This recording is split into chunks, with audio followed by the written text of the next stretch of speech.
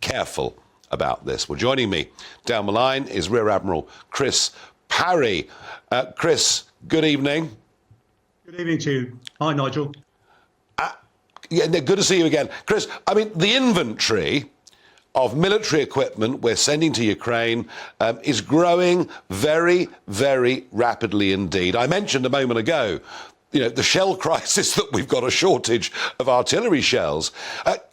Let me ask you a question from a simple military point of view. Can we afford to take the risk of going on with this? Nigel, the simple answer is yes, we can. Geographically, we're the furthest from Russia by land in the whole of Europe. We've got the best tank trap in Europe called the English Channel. We might not be able to keep dinghies away, but we can certainly keep tanks away. Right now, we don't need those shells. There's somebody else who really does need them, and that is Ukraine. And if Ukraine can hold out for long enough, we can manufacture and we can get from other countries the shells and the ammunitions, the munitions that we need. There is another thing. Quite a lot of the things that you mentioned are things that we don't need anymore, frankly. We've got lots of old Challenger tanks. We've got armoured vehicles we don't use anymore.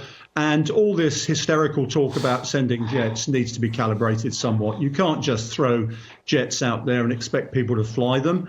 I've been saying that we need to look around for sort of MiG-29s aircraft that the Ukrainians are used to, perhaps some F-16s that we can upgrade with avionics and missiles, more modern ones. And that's about it. We're not in the business of sending Typhoons and F-35s. A, we need them, as you pointed out. And secondly, it takes a while to train people. And the war could be over by then. So what we're doing, in sum, is we're sending stuff we can afford to give people, and we are recalibrating our own capability to make it more modern, more relevant for what we need to have in the 21st century. Well, I'm slightly sceptical, Chris, about the fact we can replace all this kit, because there are now 28 countries giving military equipment. And as you well know, setting up new production lines in factories to manufacture, for example, artillery shells, these are not things that can be done simply overnight.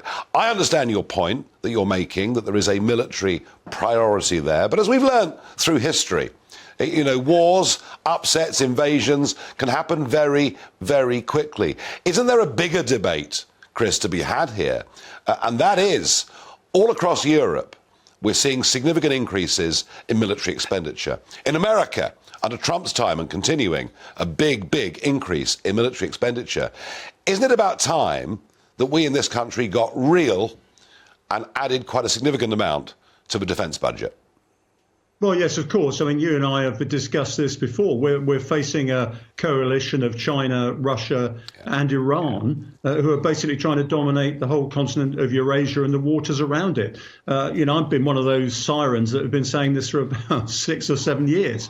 So, yeah, we do need to increase our defence budget. Otherwise, we won't get to make choices about other things. I was talking to somebody today who said, we need to deal with our infrastructure, our energy and this, that and the other. And I said, look, you look at Ukraine, they are not making decisions about their infrastructure and energy. It's being made for them by missiles hitting their facilities because they aren't able to defend their energy and infrastructure from Russian missiles. We've got some deficiencies. I mean, those same missiles can hit the United Kingdom from where they're launched now. So we've got to deal with drones. We've got all sorts of other things to deal with. And as long as we look at the framework for the integrated review that we had last year, and the framework's pretty good, you look at it, it's balanced, and we stick to it, and we don't learn false lessons from Ukraine. And I would point out to you and the viewers, I would say that Ukraine is the last war of the 20th century, not the first war of the 21st.